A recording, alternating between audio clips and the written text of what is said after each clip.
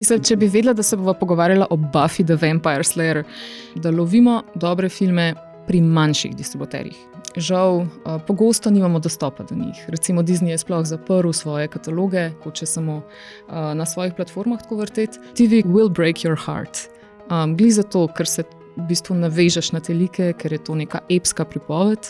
Že zdaj vidimo, vsa Netflixova produkcija, vse, česar se dotakne Netflix, zgleda podobno. Tega se najbolj bojim, da bi vse tako izgledalo kot Netflix produkcije. Pač Američani so pač izumili recept. Oni so iz razvedrila naredili umetnost, oni obvladajo razvedrilo in obvladajo te formate. Ne? Mi jih ne. Pa lihke si Tarantina omenila. Jaz sem ga slišal, da je Tarantino rekel, da je Žrelo najboljši movie ever, ni pa najboljši film ever. Mislim, oni ločujejo med European film, cinema in movie. A movie je nekaj zabavnega, ne? Ampak film je pa pač umetnost. Ker seveda lahko z visokim budžetom posnameš velik film, ampak narediti velik film z majhnim budžetom je pa pač toliko večji dosežek. Ne? Kaj pa je kvaliteten film?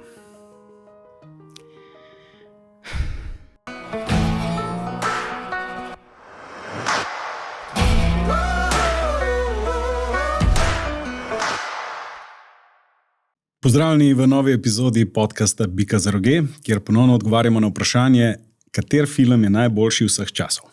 In tokrat mi bo na to vprašanje pomagala odgovoriti Ivana Novak. Živijo, Ivana. Živijo.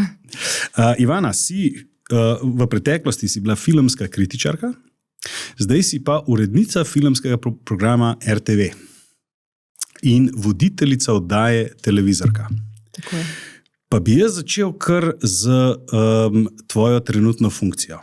Kaj urednica filmskega programa RTV počne? Kaj je tvoja funkcija? Moja primarna naloga je predvsem gledati filme, filtrirati filme za spored, se pravi, nakupovati filme za spored Televizije Slovenija. Seveda pa to implicira veliko razmisleka in neko poznavanje filmske scene, tudi predvsem ogledovanje veliko filmov, ki so slabi, zato da lahko pač tisto najboljše izbereš in potem daš na javno televizijo. Pa tukaj po mojem še zelo pomemben poudarek, da je javna televizija vendarle javna televizija. Komercialne televizije so pa komercialne. Skratka, da tukaj, kjer komercialke danes vrtijo film za filmom brez nekakšnega premisleka, pogosto vrtijo tudi en film 10-krat v enem mesecu. To ni recimo skrbno kuriran program, mi se pa vendarle, nisem edina urednica na filmov na tej televiziji, smo trije. Mi se pa nekako vendarle trudimo in skrbimo za to, da so filmi tehtno izbrani, da je tukaj neka produkcija, ki je drugje ljudje mogoče ne vidijo, tudi da to ni preveč izrazito komercialna produkcija, zdaj po eni strani zato, ker nismo finančno sposobni dobiti take produkcije. Ne? Po drugi strani pa tudi zato, ker imamo pač v mislih gledalce vseh starosti, gledalce vseh izobrazbenih ravni, moške, ženske, različnih okusov, različnih zanimanj. Mislimo tudi na to, da filmi na nek način izobražujejo, da so kvalitetni. Skratka, veliko enih kriterijev je v igri. Predvsem pa gre za to, da v vsakem filmu premislimo. Pač na nek način nobenega filma ne damo na spored brez tega razmisleka in zato tudi se mi zdi, da lahko gledalec pač na javni televiziji, vsaj na javni televiziji, če ne druge, ko bo izbral kakšen film, lahko pričakuje vsaj določeno mero kakovosti. Zdaj ne moreš reči, da so vsi filmi mojstrovine, to seveda ne, ampak ne bo pa noter, ne vem, nekih groznih vsebin, no? Recimo. Zdaj, ko rečem grozen, pač mislim, ali da je slabo narejen, da je slabo zrežiran, da je ceneno, da je ultra nasilno, da je tako. pač. Okay. Se pravi, mislim, sliši se kar psanska služba, a ne, da gledaš filme za službo. Ja, to vsi pravijo. Ja. Ja, in zdaj, če sem te prav razumel, a bi lahko rekla tako, da ne vem, komercialna televizija, komercialen film, medtem ko javna televizija pa bolj avtorski film, oziroma filmi, ki so uspešni na festivalih mogoče. Med drugim, imamo recimo ta, zdaj že nekako slaven, hvala Bogu, popularen cikel filmov iz preteklih lifov, ki ga ureja moj kolega Iztok Polanc. Tako da se nekako, včasih filmski program javne televizije kar povezuje s tem, da tam vrtimo filme z preteklih lifov, se pravi, z festivalov. Ampak niso samo filmi z festivalov, ne. So tudi filmi iz recimo iz televizijske produkcije, ki je zelo močna, ki je lahko tako isto kakovostna.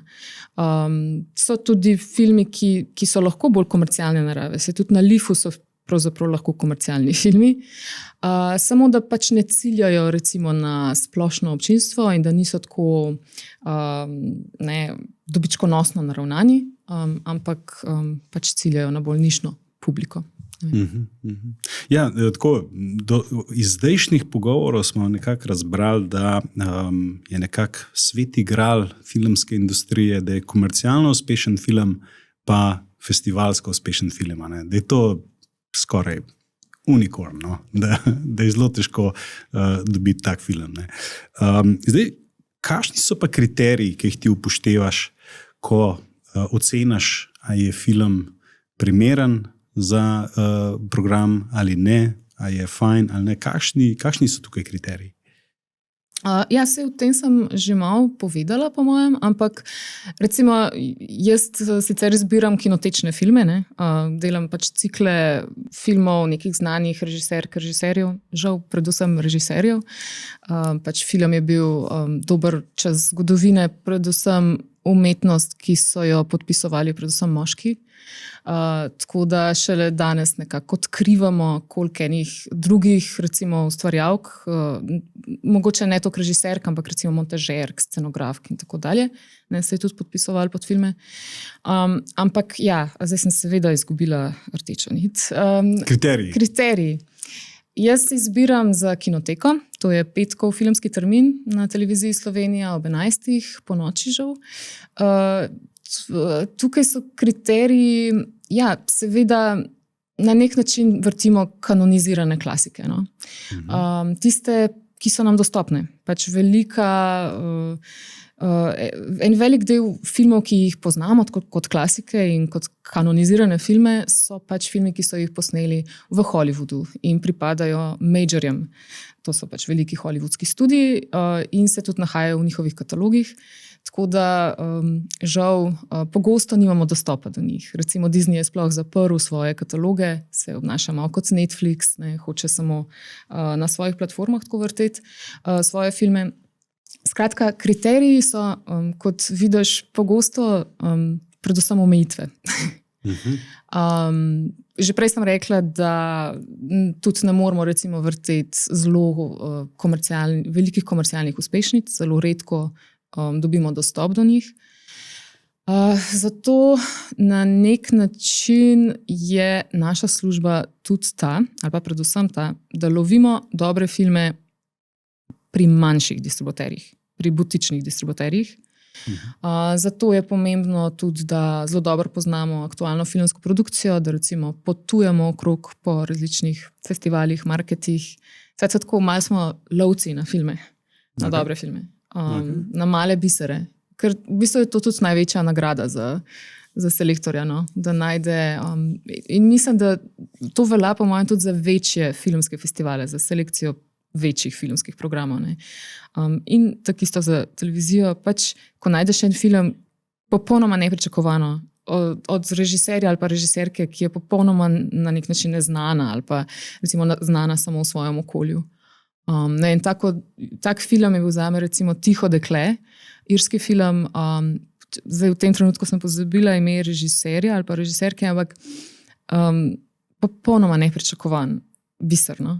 In potem je tako zažgal na televiziji, tako neverjetno, bil je predvajan kot film tedna In ne vem, ljudje so hodili po pisarnah, pa pošiljali maile, koliko je lep film, koliko je lep film.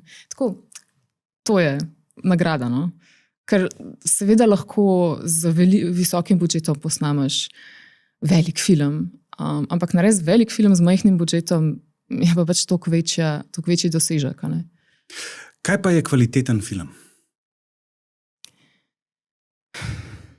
Ja, film, kjer stvari štimajo. In to je nekaj, kar je težko opisati, verjetno. Mislim, lahko začnemo naštevati dobra režija, dobri igralci, dober scenarij. Ampak kaj to pomeni, ne? Spet, pač to je film, ker se vsi elementi poklopijo. Ja. Okay. Zdaj, tako, a si ti vključena samo ta vsebinski del, ali tudi v poslovni del, to, kar si že omenila, odkupovanje pravic in podobne stvari? Na nek način mečkan smo malo udeleženi v tem, imamo pa v bistvu tudi službe kot velika institucija. Televizija Slovenija ima tudi službe za to. No? Tako da v bistvu recimo ena moja kolegica ureja posebej pogodbe, ena druga kolegica materijale. Tako da hvala Bogu, ker jaz nisem preveč poslovno nadarjen človek. Jaz sem ta, ki piše pa razmišlja. Pa skrbiš za vsebino v bistvu. Ja. Kaj pa TV produkcija? Recimo, si tukaj tudi kaj vključena zraven pri, se pravi, kako se reče temu, hišnih produkcijah RTV-ja? Edina, pri kateri sem vključena, je televizorka. To je pač oddaja, ki smo jo začeli pred 2, mogoče bo zdaj že 3 leta. Prav zato, ker se nam je zdelo, da je naš filmski program dovolj dober, ni pa dovolj izpostavljen in promoviran. Tako da smo se odločili, da lahko pa bi imeli kakšne take mini pogovore pred filmi, po filmih. In tako je nastala pač ta televizorka, kjer pač imamo filmske, pogovore z kritiki, poznavalci filma, tudi včasih z igralci in ustvarjalci. Tako, da malo dopolnimo pač filmski program. Ok. Zdaj tako, ne, se pravi, ti izbiraš filme in podobno, ne, se pravi, imaš nek okus. Kaj pa so glavni vplivi na tvoj okus? Ja, to je spet eno zelo težko vprašanje. Kako se izoblikuje okus? Ponavadi ne mislimo, da je predvsem vse odvisno od kulturnega okolja, v katerem odraščaš. Jaz pa, kaj pa vem, a lahko obrnem stran, ker sem si nekaj pripravila. Lahko, seveda. Ja. Ok. V bistvu moj okus je najprej izoblikovala televizija. Ker sem bila zelo televizijski otrok. Pač sem iz te generacije. Televizorka. Jaz sem nisem jaz televizorka. Ampak skratka, tam sem gledala Šodor, očitno. Tam gledaš veliko treša, veliko tudi cenene produkcije. Recimo, obsedena sem bila s Kseno in Herkulom in z Buffy in s takimi stvarmi, ko sem odraščala. Mislim, da je bilo to dobro. Mislim, da tudi naša generacija je totalno izpostavljena temu. Ampak da se danes tako zelo mešajo te stvari. Pač imaš malo trashy elementov, pa imaš pa malo visoke kulture, pa neke estetike tako zelo hibridne so postale današnje filmske, televizijske zvrsti. Tako da nič hudega, bi rekla, če kdaj pogledaš tudi kakšen trash. Ali slab, obstaja pa seveda tudi dober trash. Zelo bom rekla, da je name vplivala tudi moja mama, ki me je vodila v kino pogosto. Tam so tudi gledali Hollywood, tako Hollywood kot art, bom rekla. Z njo sem šla prvič v kinoteko in potem v študijskih letih sem precej, mogoče predvsem zaradi ljubezni, iz ljubezni do fanta svojega tedanjega, hodila v slovensko kinoteko. In tam pa smo seveda gledali vse mogoče celostne retrospektive, recimo Charlesa Chaplina ali pa Erika Romerja ali pa Fassbinderja.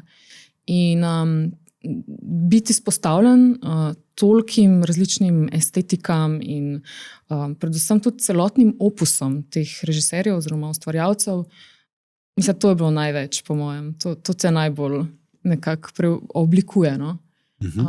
Da se pač izpostavljaš vsemu. Tako kot pravijo, da če hočeš biti, ne vem, pisatelj, moraš veliko brati, moraš vse brati skozi. To Stephen King skozi prav. Sam ber. Tukaj je pa tako, pa če se hočeš podučiti v filmu, pač moraš veliko gledati in potem, ko hodeš v kino, recimo, in slovenska kinoteka je to najbolj, ker tudi zdaj v slovenski kinoteki ne predvajajo samo visokih filmov, velikih del filmske umetnosti, ampak imajo včasih tudi nekakšen blockbuster ali pa kaj takega na sporedu. Tako ne, pač tam se tudi naučiš tega, da je filmska umetnost vse. Od Razvedrila, od Spielberga do Chaplina. Ja. Omenila si dober trash, a sem se prav zapomnil? Ja. A imaš kakšen primer dober trash? Meni je bil Buffy pač dober trash. No? Ja. To je pač to, kar je kakovostno narejeno. Mislim, to, kar je ne znam. Ja, zdaj si omenila Buffy, to je bila serija, je bila? Ja. No, okay. Že to daleč nazaj.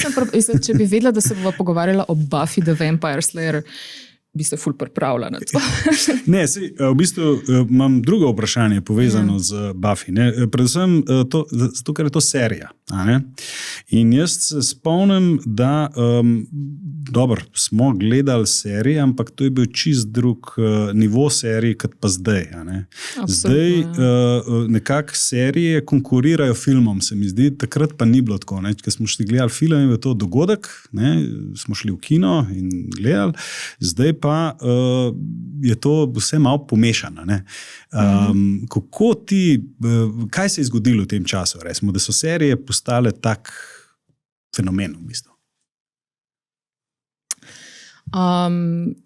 Mislim, začel se je že s Twin Peaksom, ki je pritegnil toliko pozornosti in ki je bil tudi tako narejen ne kot te klasične televizijske serije, ki se jih jaz na nek način mogoče sploh ne spomnim. Saj jaz sem del te generacije, ki je bila na nek način takoj vržena v TV serijo kot neko popolnoma enakovredno delo filmu. Mislim, ne govorim zdaj o Buffy ali pa o Kseni, ki sem jih tudi počudovala, ampak absolutno Twin Peaks ali pa, ne vem, potem so že zelo hitro prišli, ne vem, zakaj imam zdaj Hausa v mislih, Sopranovi, pa potem že Breaking Bad, pa Mad Men, pač ta vzpon quality TV oziroma kakovostne televizije, kot mi rečemo, potem kasneje prestižne televizije, se pravi televizije, ki je pa še več kot kakovostna, ki pa pravzaprav res nekako pretendira k temu, da bi bila kot film.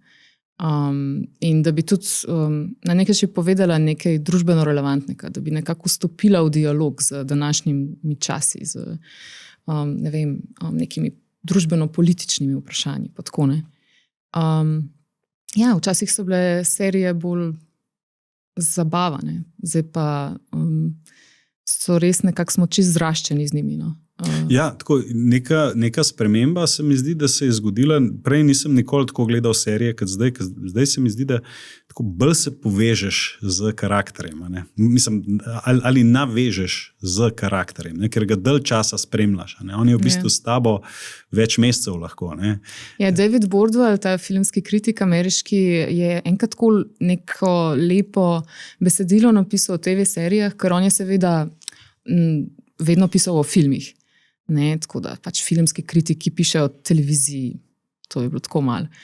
In je pač vendarle napisal to besedilo, tako je bilo včasih, da seveda danes morajo filmski kritiki pisati tudi o TV serijah, ampak on je napisal, da ti televizija zlomi srce, oziroma TV will break your heart. Glih zato, ker se v bistvu navežeš na te like, ker je to neka epska pripoved, ki skozi likom preprosto pluješ skozi vse njegove zlome in življenjske situacije in bolečine in trpljenja in je na nekaj še res tako bolj bolj prvenstvena ali pa močnejša, bolj intenzivna vrsta pripovedi, kot je film. Zadane te drugačne. Ja. Navežeš se na njih, komi čakaš, ko prideš domov iz službe, da veš, da imaš tisto serijo, tvoji prijatelji so to. Tako je, zelo čustvena, v bistvu velika, močna identifikacija se zgodi. Ja. Z filmom se mi zdi, vseeno se lahko to zgodi v 2 urah ali pa 3. In ti lahko tudi, se mi zdi, te pretrese, ti spremeni doživljanje sveta ali pa videnje sveta ali pa čustvovanje. Pa tako. Ampak ja, nekaj se da primerjati s tem. To je tako malo kot, bi rekla, one night stand v primerjavi z daljšim razmerjem. Dobra primerjava. Ja, v bistvu, tako kot si rekla, v bistvu postanejo del te karakterje, oziroma ta zgodba serije, postane del tvojega življenja, ker prideš vsak, ponedeljek domov in jo pogledaš. Ja, se mi zdi zelo zanimiv. Zdaj pa me zanima, kako se pa tebi zdi, da se je v zadnjih letih spremenil način, kako gledamo filme. Kako gledamo filme? Ja. Tukaj jaz mogoče nisem tako stroga glede tega. Vem, da ljudje, ki delajo v kinematografih, in tudi jaz seveda podpiram kinematograf, oni predvsem poudarjajo, da je vendarle edina filmska izkušnja, edina prava filmska izkušnja tista v kinu. Jaz se mogoče ne strinjam toliko s tem, prav zato, ker mislim, da je film zelo raznovrstna umetnost in produkcija. Da pač so filmi, ki absolutno najbolje delujejo v kinematografu, recimo, ne vem, Odiseje novega filma Christopherja Nolana, seveda ne bomo gledali doma na kavču, valjda bomo vsi to šli gledati v kino. Pa ne samo velike take epske produkcije, ampak tudi, ne vem, Bogonija od Lantimosa. Seveda jo hočeš gledati v kinu. So pač tudi filmi, ki jih lahko gledaš doma in ki konec koncev tudi niso narejeni za to, da jih gledamo na velikem platnu, in to se mi zdi čisto okej. Pač ta raznovrstnost je nekaj, kar zelo, ne vem, že, kar je neka dobra plat, kle v filmski produkciji, kot tudi v vseh ostalih umetnostih. Se pravi, tako, streaming je nekaj dobrega prinesel v tem smislu? Misliš za izkušnjo? Za film, ja, način, kako gledamo film. Ali vidiš, da je več oduzel, pa da je tako reči? Okay, jaz mislim, da mogoče, če tako se lotva v bistvu te debate Netflix, pač zdaj je Netflix napovedal velik prevzem enega večjega hollywoodskega studia, Warner Brothers Discovery, ki je v resnici tudi medijski konglomerat. Pač danes filmski studiji niso več samo studiji za filmsko produkcijo. Paramount je pa se vmešal v igro. Ja. In napovedal sovražen prevzem. No, ampak bolj sovražen prevzem je Netflix, zato ker vse vemo, v bistvu,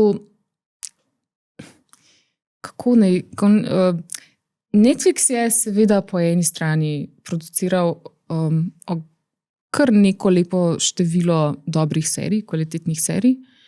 Hvala Netflix. Vendar mislim, da skuša monopolizirati trg. Ampak predvsem gre tudi tukaj za to, da če že tako velik gigant, se pravi, prevzame še eno tako veliko medijsko ustanovo, dobi, po mojem, preveliko moč na trgu. Ampak s tem, po mojem, pride tudi do že zdaj vidimo, da so vse Netflixove serije podobno, ne vem, vsa Netflixova produkcija, vse, če se dotakne Netflix, zgleda podobno. Vse je nekako uniformirano. Tako oni stremijo k temu, da bi vse, verjetno zato, ker delajo po tekočem traku in predvsem za dobiček. Šablonsko, ja. Kar je razumljivo, ampak jaz se na nek način bojim, če ste, kar preideva k vprašanju prihodnosti filma, tega, da bi pač vsi filmi potem tako izgledali. No? Tako kot že danes vsi filmi v Hollywoodu podobno izgledajo. No? Sej to se je na nek način zgodilo že brez Netflixa, ampak to je neka tendenca, ki očitno je bolezen trenutne filmske oziroma filmsko-televizijske industrije. Mislim, da določeni tle igralci vendarle skušajo malo več teže tudi avtorskemu izrazu, ampak mislim, da tako vse pa nekako pretendira k temu, da bi vse izgledali podobno. No. Tega se najbolj bojim, da bi vse tako izgledali kot Netflix produkcija, ki je, mislim, če tako gledamo, vse so neke dobre stvari, no, neki presežki so, ampak tako malo, tako vedno jim nekaj zmanjka. Tako je kakor da recimo, če nastane neka izjemna serija, tudi kje druge, ne vem, na HBO-ju, potem Netflix preprosto vzame ta model in kopira in naredi tako 10 istih primerov te stvari, tega originala. Pač očitno jim gre samo za širjenje, ne pa za poglabljanje. Ja, vse, tako, tle vidim jaz tudi nek trend, seveda, oni želijo prodati vsebine, želijo več naročnikov, tako da, zdaj, ne vem, a vidiš tle mogoče, da je s tem ogrožen avtorski film? Da gre več v to smer komercializacija. Ker tudi če v Hollywood pogledava, to smo se že z enim od prejšnjih gostov pogovarjali, ko so bile 90-ih, to so bile zlata leta filmskega ustvarjanja. Mislim, da sem pogledal, da je 8 od top 20 filmov na IMDb-u so bili narejeni v 90-ih. Danes pa, ne vem, vse je sequel. Sam še sequeli se delajo. Mislim, ful težko dobiti nek, ne vem, Fight Club ali kaj tazga, Shawshank Redemption. Ne vem, takih filmov se ne dela več. Ne? V Hollywoodu ne. Se nekako spenjajo neki drugi, mogoče alternativni studiji, ki so sicer povezani s Hollywoodom, ampak niso več. Ne? Del njega, recimo A24, ki je proizvedel Get Out, in podobno. Pa ta Everything, kako je že nastavljeno? Ja, ta Oskarjevc, ne? Ja. In tudi so tudi že zelo resni igralci tudi na nagradah, pa tako, ne? Tako da očitno se je morala neka, ne vem, ustvarjalna sila pač preseliti, ne, uiti ven iz tega Hollywooda, ki jim tega ne omogoča več. Kar je velika škoda, seveda, ker vemo, kakšna je dediščina, mislim, kakšna je tradicija Hollywooda. Da so se tam pravzaprav izumljali veliki filmski žanri, da so tja pač odhajali evropski režiserji, recimo, ne samo na begu pred nacizmom, ampak tudi že prej. In tam ustvarjali nekatere največje mojstrovine v filmski zgodovini. Pa tega ni več. No, mislim, Hollywood res ni več tak. Ne? Deva se malo takšen še slovenskega filma. Kakšen je tvoj pogled na slovenski film? Jaz se zelo malo ukvarjam s slovenskim filmom, v bistvu tudi v službi se večino časa ukvarjam s tujimi, mu pa kar se da, kolikor se da, mu seveda sledim. No. Mislim, da je v zadnjem času se je začelo nekaj dogajati in mogoče imajo zasluge za to, predvsem avtorice, režiserke, se pravi že nek vstop žensk na to področje, včasih je bilo to zelo moško področje.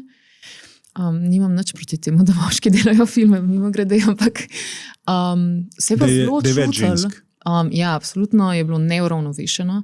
Recimo prvi film, ki ga je posnela v zgodovini Slovenije ženska, oziroma režiserka, je bil Varuh meje. To je, mislim, da šele na začetku 90-ih let Maja Weiss.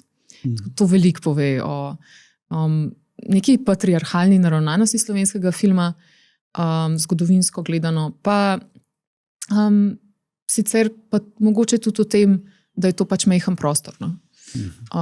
In da imamo mehno dediščino, no? Mislim, res nimamo veliko filmov, ne?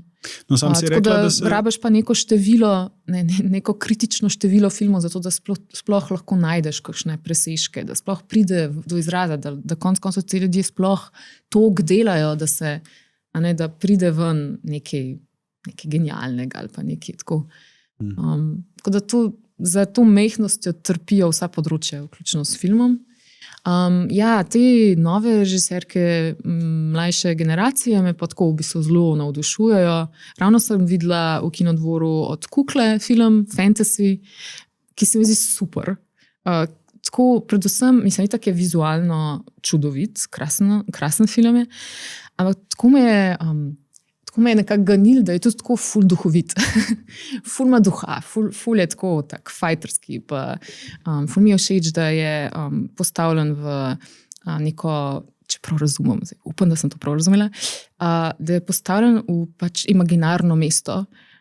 Se pravi, sicer je kao neko betonsko naselje, kao Ljubljana, verjetno, ali pa kakšno drugo mesto, ampak všeč mi je ta duh, no, ki si izmišljuje stvari. In tega ful ni v slovenski fikciji. Mislim, mogoče, ne vem, pri mladinskih pisateljih ali pa tako drugače se pa vsi tako ful radi s sabo ukvarjajo s svojimi resničnimi problemi. Tle pa se mi zdi tako lepo, da je plus seveda končno queer osebe oziroma trans osebe v slovenskem filmu, pa nek ta mogoče queerovski odnos. To je vse znak, da se neki, da končno malo dihamo, no? Da prihaja nov val. Definitivno je nov val režiserk. Pol lahko pričakujemo več filmov strani slovenskih režiserk v prihodnem obdobju. Ja, mislim, da že ful producirajo. In tudi pobirajo nagrade na tujih festivalih. Čak Urška Menart, ne, je tudi... Urša Menart, ja. Ona je posnela Luzerko.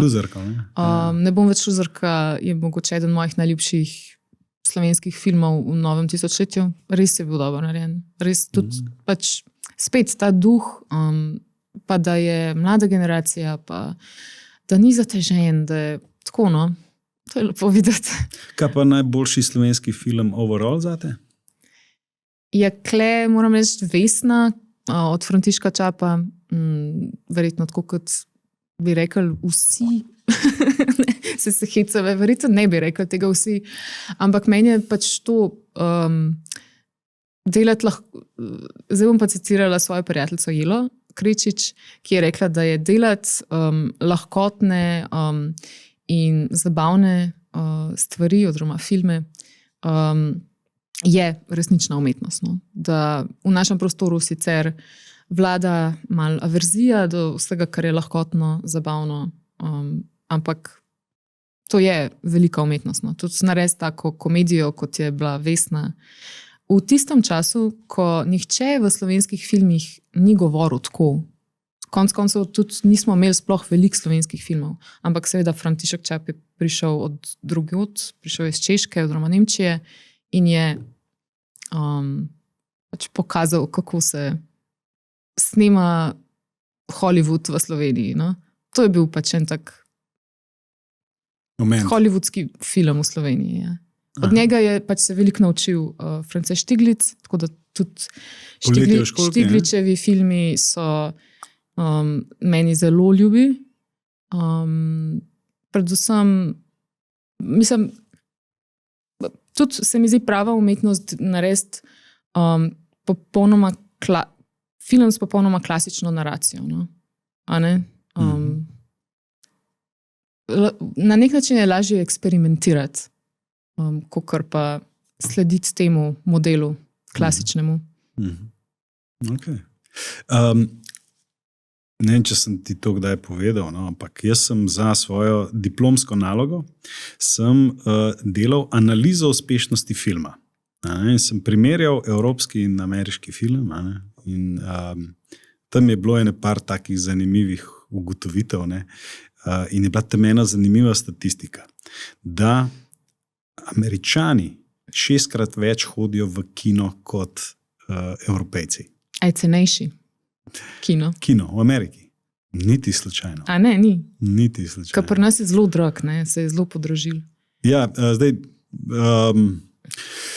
odvisno v katerem obdobju, ne, ampak v tem trenutku, se pravi, trenutno so cene za kinokarto v Ameriki, bi jaz rekel, skoraj še enkrat dražje kot v Sloveniji, naprimer, ne.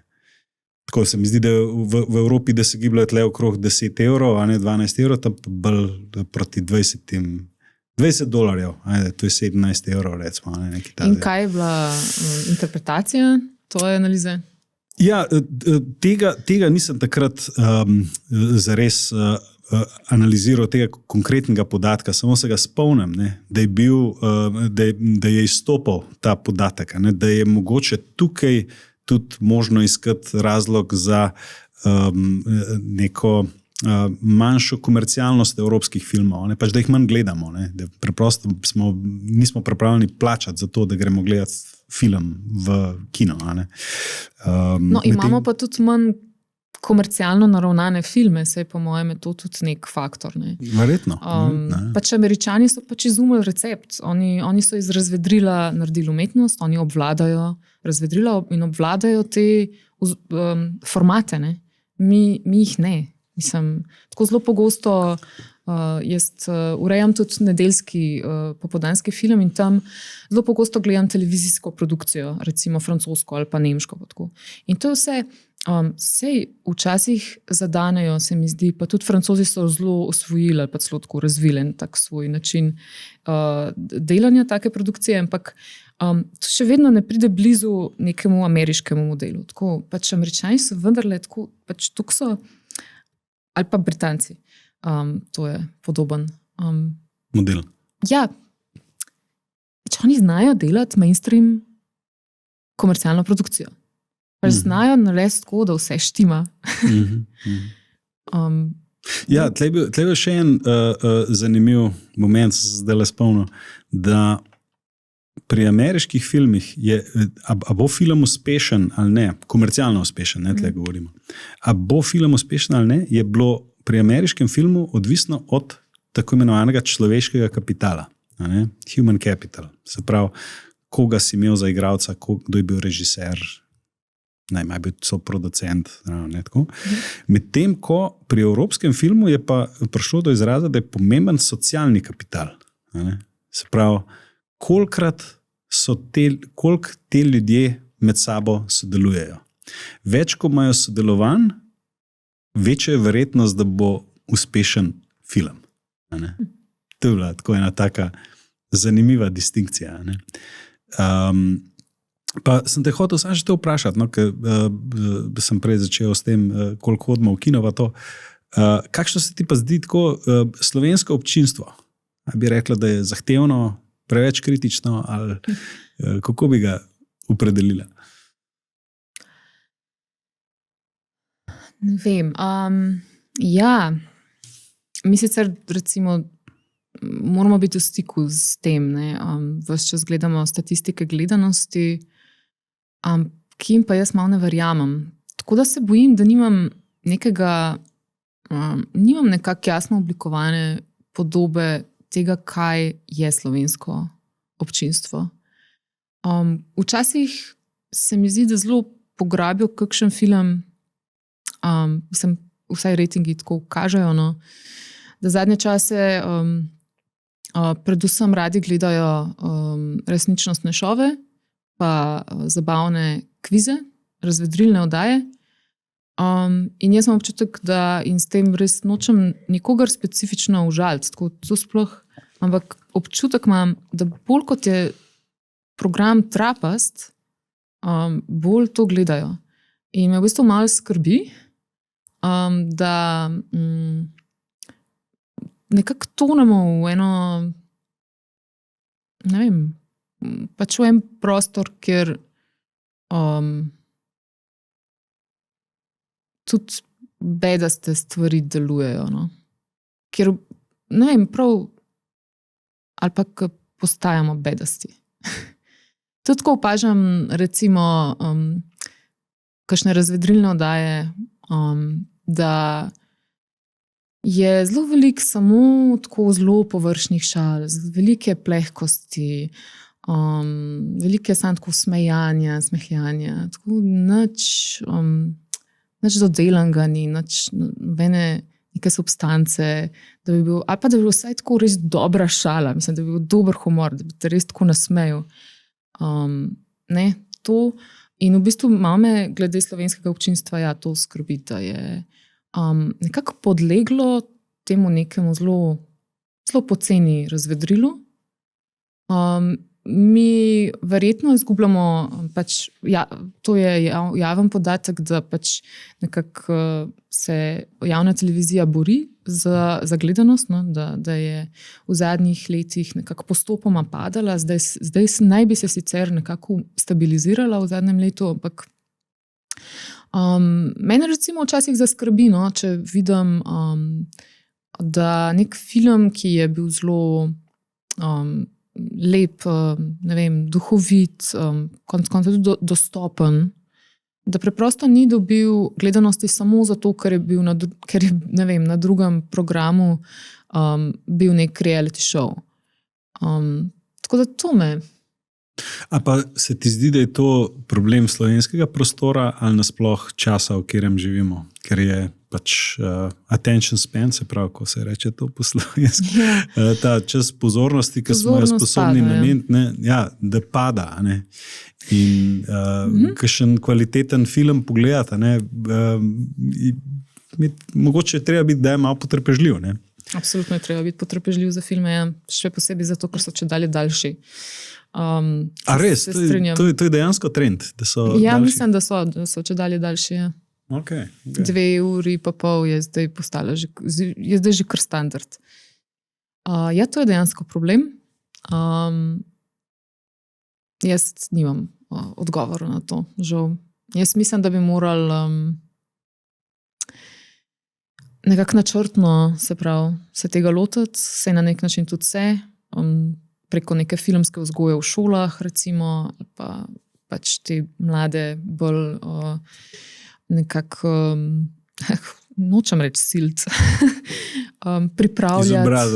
pripravljati k branju, k spremljanju, seveda vsebin spet. Grozen izraz. Filmov, knjig, ne vem, ki na nek način in načrtno delati na tem, da si daljšaš svoj, kako si rekel, attention span in da se znaš koncentrirati. Sicer pa jaz tudi to ne leti samo na otroke, pa mladostnike, tudi jaz imam krajši attention span, ker je tudi naš tempo življenja tak. Mislim, v bistvu ne gre samo za to, a gledaš TikTok ali ne, ampak tudi za to, da se težko osredotočiš na eno samo stvar za 1 ali 2 uri, vedno te nekaj zmoti, vedno gledaš e-maile, vedno uletavajo neki klici. Telefon imamo zraven, gledamo mislim, stvari. Da je telefon je the bad guy, kle? Tako da razmišljam, da bi ga da bi šla nazaj na ono reglo. To sem že slišal, da ljudje postanejo bolj srečni, ko enkrat dajo telefon stran. Rekla si, Ivana, da nimaš odgovora na to, zdaj pa greva na vprašanje, na katerega predvidevam, da imaš odgovor. In to je, kjer film je najboljši vseh časov? A greva kar na najboljšega vseh časov takoj? Ne, če si pripravila top 10, dajva pjet počas od 10. Ker sem se zelo potrudila in sem pripravila 10 filmov, ne samo enega, ne. Okay. Zdaj nimava druge. Zdaj se moramo jeti skozi vse te filme. Ni pa treba zdaj o vsakem povedati tako ful. Čeprav jaz malo ne znam tako zelo na hitro povedati stvari, ampak recimo. Prosim, kar začniva. Številka 10. 10. Mulholland Drive. David Lynch, leta 2001. Strinja se, da je to eden najboljših filmov novega tisočletja. Tudi zato, ker gre za film o filmu, ne? Lahko rečemo, da ima ta status. Govori o Hollywoodu in je kolaž žanrov in motivov, ki so definirali filmsko umetnost, ne? Recimo film noir, pa predvsem ta motiv Rex to riches, se pravi od mito o uspehu. In ta Lynchov film, ta mit o uspehu sesuje na en tako zelo briljanten način, ki se ga ne da poustvariti z besedami. Tako da. Okay. Absolutno sublimen film, ne vem, sicer ekstremno pretresljiv, žalosten, ampak pa mislim, da bom nekako večkrat prišel do tega, da se najboljših filmov ne da opisati. Mislim, to je pač nekaj, kar res lahko samo izkusiš, začutiš. ali pa jaz nisem tako spretna z besedami, no, da bi. Ja. Okay. Ko sem prišla v ta podcast studio, je tam v zunaj visel plakat Nazaj v prihodnost. Pa sem rekla, Nazaj v prihodnost, in potem je on rekel, ja, jaz sem ga obesil gor. Skratka, Nazaj v prihodnost 1 v režiji Roberta Zemeckisa iz leta 85, ker res verjamem, da je film, prej sem že govorila o tem, da je pač zelo raznolik. Film ni samo visoka umetnost, ki jo ustvarjajo samo veliki avtorji iz navdiha, ampak je tudi razvedrilo. In mislim, da je to Nazaj v prihodnost popoln primer popolnega hollywoodskega blockbusterja. In ful mi je smešen, da je Quentin Tarantino to rekel, ampak v bistvu tudi ni smešen. Na 8. mestu je Imitacija življenja v režiji Douglasa Sirka. Spet Hollywood, ampak tokrat, kot že pri Mulholland Driveu, spet v samokritični luči. No? Pač zakaj sem ga dala na seznam? Zato, ker je melodrama eden velikih ameriških filmskih žanrov. Tudi žanr, ki nekako do konca izkoristi vse potenciale filma, recimo bleščeče scenografije, neke velike ljubezenske izjave, patos, seveda. Ampak Douglas Sirk je pa v tem žanru nekako izpeljal neko tako subverzivno afirmacijo, v tem smislu, da je tako pretiraval v njem, da začutimo recimo ironijo oziroma začutimo tudi njegovo izumetničenost in lažnivost. In Imitacija življenja je poleg tega pač kako Sirk izjemno rokuje s tem žanrom. Pomemben tudi zato, ker govori o rasni neenakosti v Ameriki. In to v nekem času, ko še ni bilo tako očitno zdaj, kako zdaj k temu pristopati v filmu. In to, ne vem, njegov pristop je naravnost briljanten in tudi zelo, zelo vpliven in ne vem, čisto edinstven. No. Tako da, no, ampak v bistvu ni edinstven. Ker naslednji je pa 7. Ali strah je dušo v režiji Rainerja Wernerja Fassbinderja. Pač Fassbinder je bil v 70. letih nekakšen potomec, kako bi rekla, učenec Douglasa Sirka. No? Okay. Pač prepoznal je, kaj je Sirk počel v žanru melodrame in Ali, mislim sicer, se upravičujem, mislim, da Ali strah je dušo je v resnici slovenski naslov gledališke predstave, ki smo jo tudi imeli. In direkten prevod originala, ne vem pa, kako je, mogoče je slovenski naslov filma malo drugačen, ampak v vsakem primeru gre za eno največjih, po mojem, ljubezenskih zgodb vseh časov, no, zgodbo med nekem gastarbajterju iz Maroka in čistilko iz Nemčije, ki je že v zrelejših letih, skratka za prepovedano ljubezen. Je pa to, kako se to vse to razreši, zelo nekako zelo pikro, ironično, ful boleče, hkrati pa tako Fassbinder vseeno uspe ohraniti neko nežnost. Ne vem, tako zelo težko razložim v enem stavku. Pač zelo kompleksen film, ki deluje kot, ne vem, čista mojstrovina zame.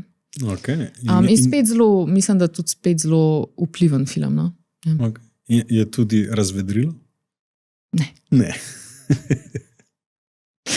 Mislim, Fassbinder je sicer imel, absolutno je imel občutek za razvedrilo, je imel ampak to je bilo brechtovsko razvedrilo, no? Skratka, ironično razvedrilo. Razvedrilo, ki pravi, no, vendarle, ne smejmo se toliko, no? Se ni toliko smešen. Tako da, ja, gremo naprej. Okay. 6. film, Tatovi koles. Mislim, da sem morala na seznam najboljših filmov vseh časov uvrstiti vsaj en film iz časa povojne Italije, ko so se tam režiserji odločili, da bodo začeli snemati drugačne filme. In temu gibanju se nekako reče, oziroma temu obdobju se reče italijanski neorealizem.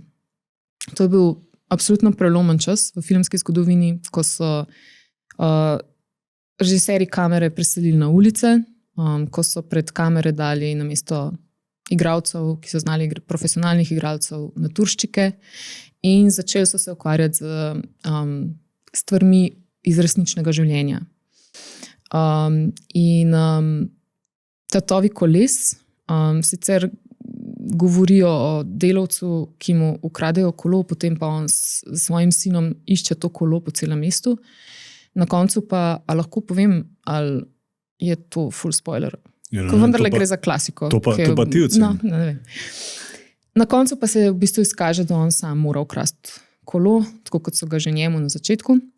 Ampak tukaj je tako mojstrsko tono, kako pač iz te zelo preproste premise, ne, o delavcu, ki mu ukradejo kolo in zaradi tega nekako ga pahnejo v totalno eksistencialno stisko, pa v odnosu do tega sina, skratka, kako iz nekih teh zelo preprostih odnosov, elementov zgodbe narediti, ne vem, enega največjih filmov o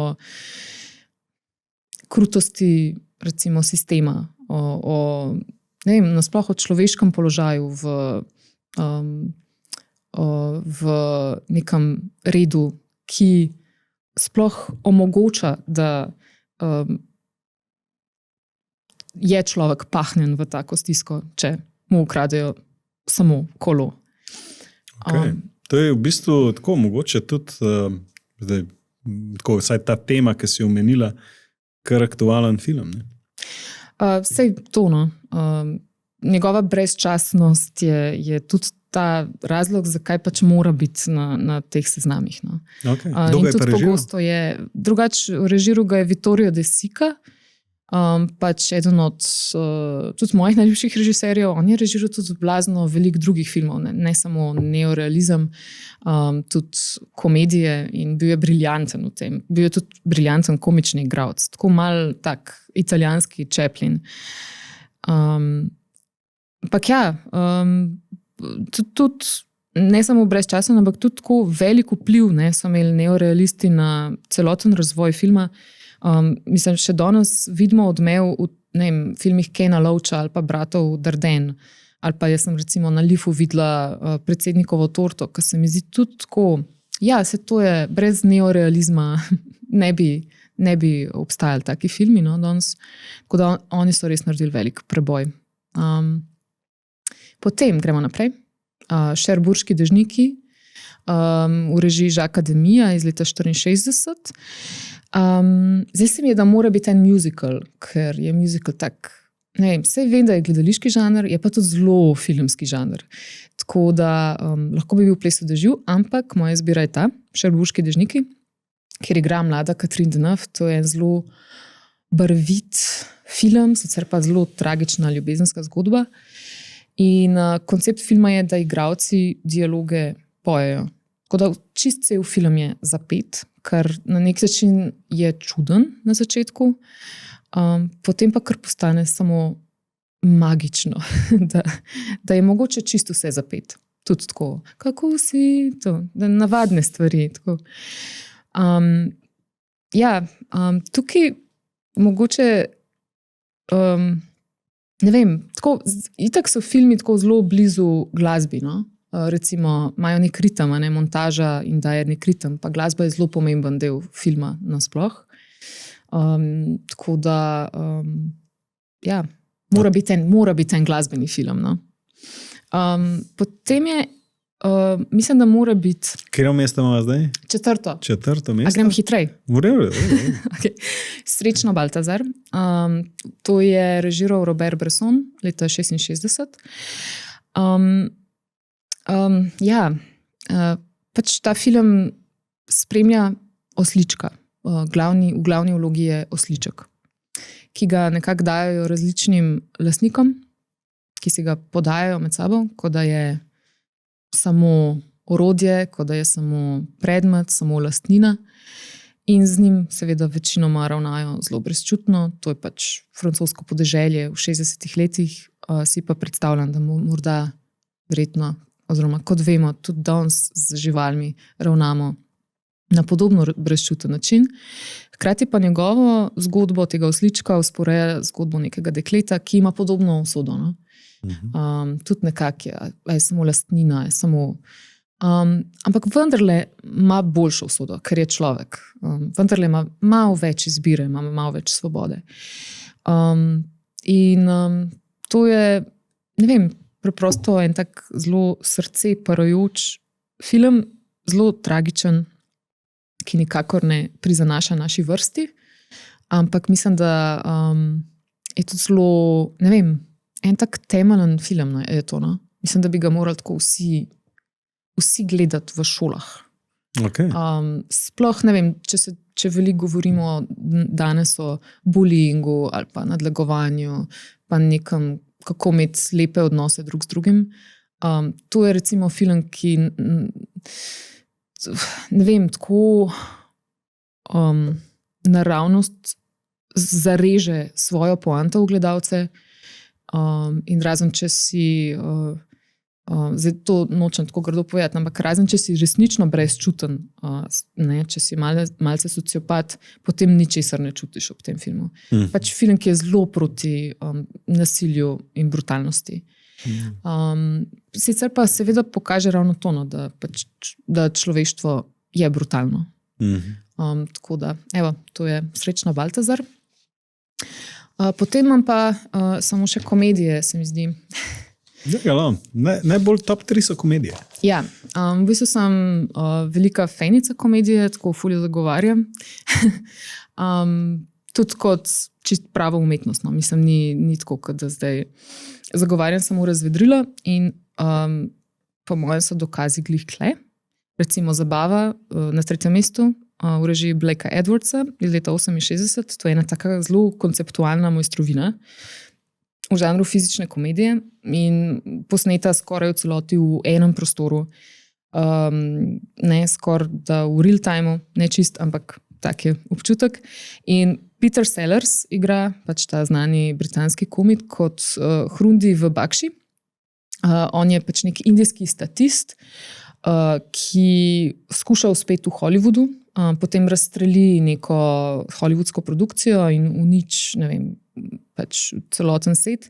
Potem ga pa tako po nekem naključju povabijo na neko elitno hollywoodsko zabavo. In ko on tja pride, pač malo po malo, korak za korakom unič celotno hišo in celotno zabavo. In pač to je ne, spet težko ubesediti, koliko te tak film lahko usrečno.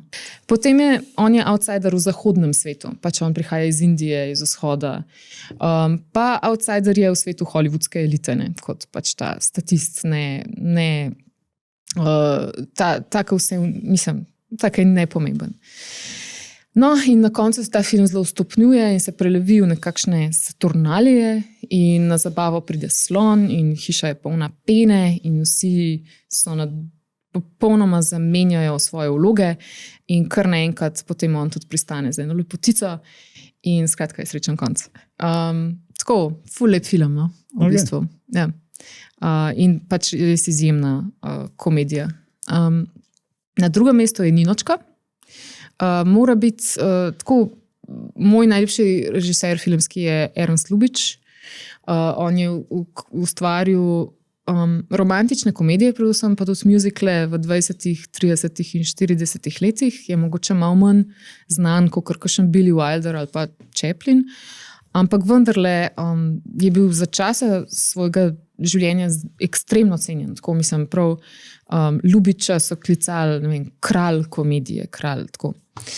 In jaz ga tudi zelo cenim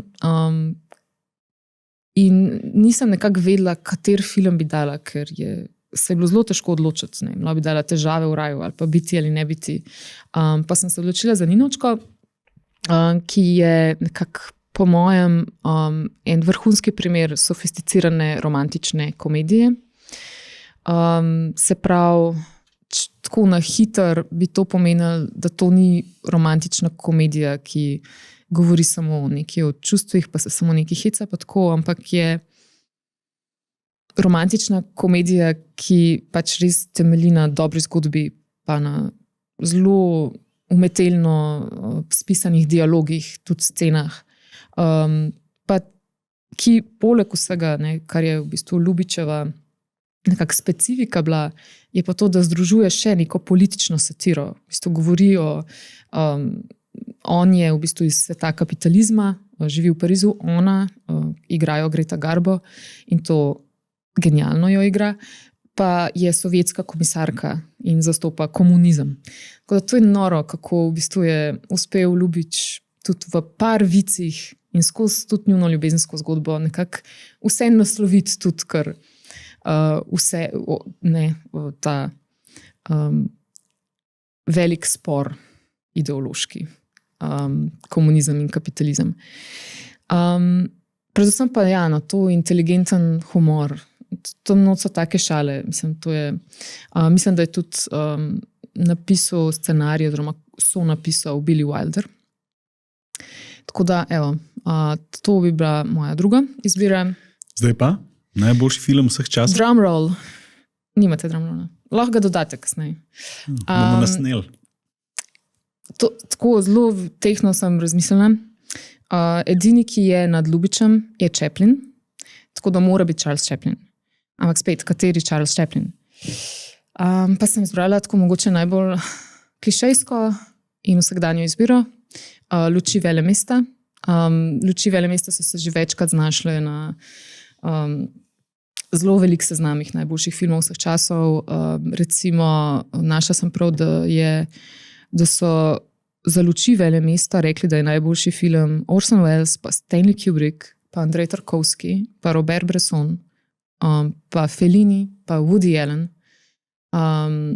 Tako da Luči velemesta. Mislim, Chaplin mora biti po mojem na seznamu najboljših filmov avtorjev, ker je filmski medij on je naredil film. No. On je povzdignil film v umetnost, pa to so se že prej malo dotaknila tega, pa lahko samo, mogoče ponovim, da je res, pač on je na začetku ustvaril predvsem burlesko, slapstick. To je žanr, ki temelji pač na fizični komediji. Ampak do nekega leta so bile to predvsem filmi eksplozivne akcije, brez zgodbe. In on je bil ta, ki je postopoma, pa sploh ne postopoma, kar naenkrat je bila pa noter zgodba. Je pa se zavedal, da mora dati noter nek ekstra lik, s katerim mora imeti nek odnos. In to je bil ponavadi ženski lik ali pa pasji lik, tudi v pasji življenje ima psa, ali pa otrok, recimo v The Kid, ki je bil resen konkurent za prvo mesto, ampak. In skratka, kar naenkrat smo imeli pač neke briljantne fizične gege, ki so se pa povezvali za to, recimo, ljubezensko zgodbo ali pa zgodbo o neki novi družinski celici, o prijateljstvu. In s tem se nas je Chaplin tako dotaknil naravnost v srce. No. Mislim, tako da zato recimo Deleuze rekel, da v Chaplinovem filmu imamo to krogotok smeha in solz. In to je, neka neverjetna kombinacija, ki jo je on izumil in ki mislim, da sploh ne obstaja sicer. Onstran Chaplina, sploh ne vem, kdaj, v katerem filmu, a sploh obstaja to, da si ti tako pristno ganjen, skratka, da imaš v bistvu veliko sentimentov. To so dosti sentimentalne komedije, kar ni sicer značilno za ta žanr.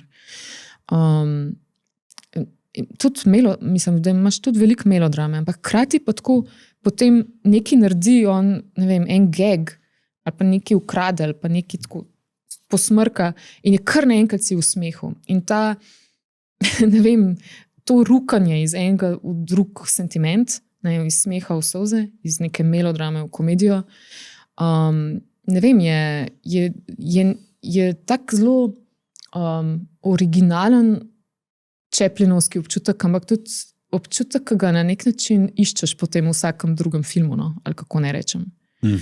Ta način, da te nekaj tako gane. No? Ne vem, če dobro artikuliram to, ampak mislim, da filmi so tle oziroma tako pač filme gledamo zato, da se nas dotaknejo, no? A ne? Na nek način so tudi tako, jaz se spomnim skozi odraščanje, da sem v bistvu se veliko naučila o ljubezni skozi filme, mogoče tudi napačne stvari, priznajmo.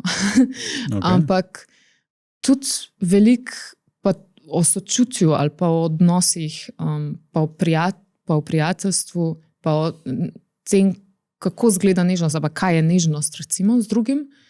Pa tukaj ne govorim samo o ljubezenski nežnosti, ampak tako nasploh. Mislim, to sem se skozi filme naučila, tako se mi zdi, no. In Chaplin je tako, ne vem, on je tak učitelj čustvene vzgoje, no. Mislim, spet njegovi filmi bi morali skozi gledati vsi. Zato da bi bili boljši. Zato je treba gledati prave filme. Je treba gledati prave filme, ja. Jaz sem ful proti nasilnim filmom, tako da na tle ni nobene akcije. Sem pa opazil, da imaš kar nekaj filmov iz 60-ih let.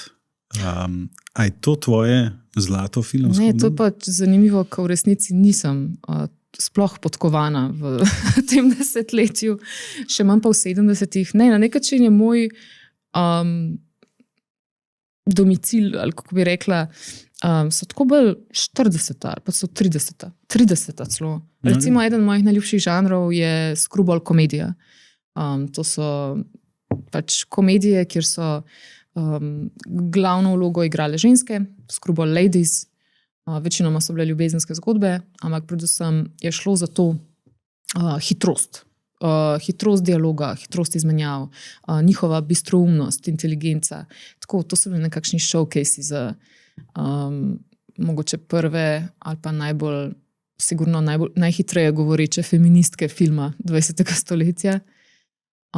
Tako da to je recimo eden mojih najljubših žanrov. Pa tam sem se tudi fokusirala, ker sem veliko pisala o filmu, tudi članke, celo doktorat sem delala na to temo.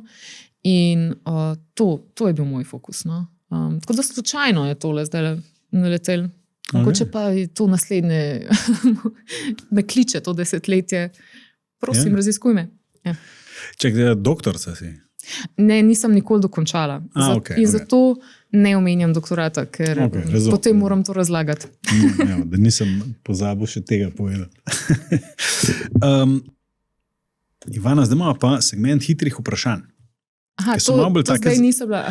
Ja, to so bila zdaj debatna vprašanja, recimo temu. Zdaj so pa hitre vprašanja, ki so malo bolj zabavne narave. Ne vem, ali sva na to vprašanje že odgovorila ali ne, ampak en film, ki najbolje opiše trenutno stanje družbe in zakaj? To me sprašuješ po 1 uri pogovora, ker sem že tako utrujena. Okay. En film, ki opisuje trenutno stanje Veliki diktator. Zato, ker v njem Charles Chaplin spet se pač norčuje iz tega avtokratskega voditelja Hitlerja in na nek način, ne vem, kako bi temu, danes so politični voditelji predvsem taki veliki klovni in komedijanti. Tako da se mi zdi, da je Chaplin absolutno imel neki, da je nekako tudi videl prihodnost. No? Okay. Kaj bi svetovala gledalcu, ki pravi, danes je preveč vsega, sploh ne vem več, kaj ne gledam? Glejte pač prvi program televizije Slovenije. Če bi morala napisati kritiko filma, ki ga sploh nisi gledala, kateri žanr je najboljši za blef in zakaj? Kateri žanr je najboljši za blef? To definitivno ni znanstvena fantastika, ker je preveč izvirnosti v znanstveni fantastiki, tako da to ne bi mogel zblefirati. Ok. Recimo drame o odraščanju. Coming of age stories. Ki je tako vedno nekako enak. Ne? Ali pa mogoče tudi kakšne take socialne drame. Ja. Ali pa seveda kakšen Hallmarkov film. No? To pa si kdaj napisala kritiko filma, ki ga nisi videla? Ne, kritike ne. Ok, se pravi, da pa Martin Scorsese v svojem masterclassu reče, da če hočeš posneti film, ti ne bo ratal. Če moraš posneti film, pa se pa lahko pogovarjamo. No in zdaj iz tega sledi vprašanje, če bi imela možnost, kater film bi ti morala posneti? Ok, to je tako zelo, it's a very loaded question. Ne? Okay. Ker to v bistvu vse tako, kaj jaz in kaj zdaj vsi od mene pričakujejo, da bom rekla. Ni mišljeno tako, da boš dala bolj zabavno vrednost tlele iščemo.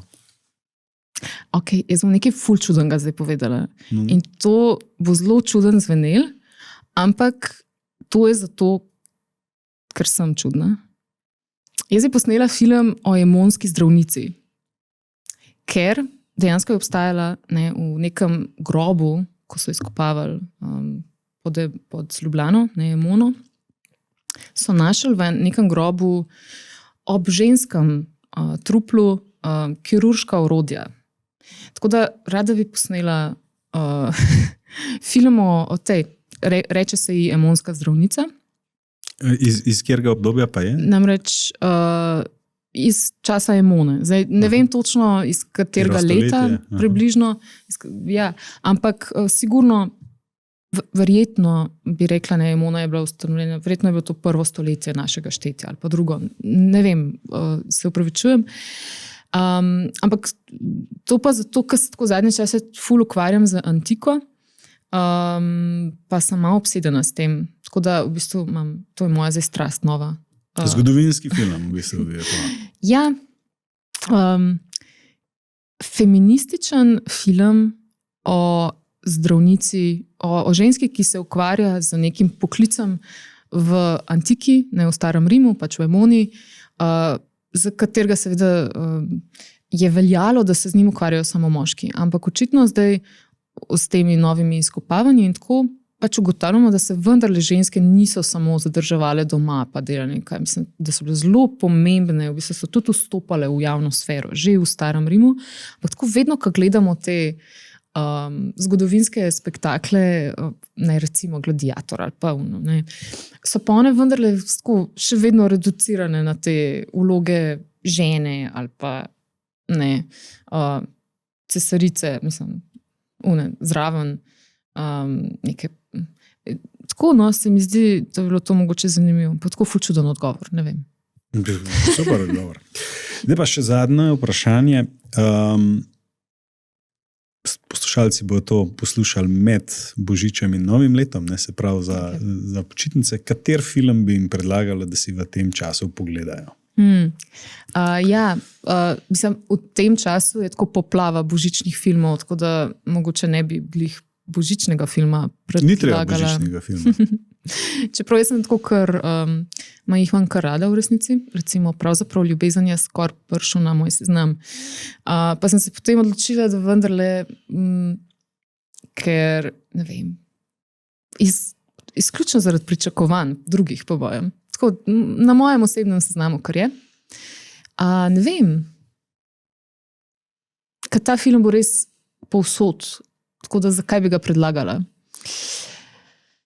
Ne si pogledajo kakšnega Chaplina. Mogoče kar najboljši film vseh časa. Chaplin je vedno dobra rešitev, če ne veš, kaj gledati. Ali pa kakšnega Ljubiča, ali pa pač kakšno od teh klasičnih komedij, ki tako res nikoli te ne razočarajo. Mislim, tudi na nek način je tako lepo danes, ko imamo nekaj čist drugačne standarde pogovarjanja med sabo. Mi se zdaj tle ful hecam. Če bi bilo tako v klasičnem Hollywoodu, bi bilo to veliko bolj sofisticirano. Najni dialogi bi bili absolutno briljantni. Tako moji odgovori bi bili, mislim, za umret. Ampak to je seveda film bil, to je bil klasični Hollywood, ampak zato pa pravim, da nekako te pa tako tudi zelo dvigne, mislim, pač ta umetnost dialogov, umetnost tega dobrega comebacka je bila takrat tako dodelana. Tako da, že zaradi tega se splača. Naj ne bo za umret, dajva živeti dlje. Ivana, hvala ti, da si prišla, da si se odzvala na vabilo. Poslušalci in gledalci, se vidimo naslednji torek. Hvala za povabilo. Prosim.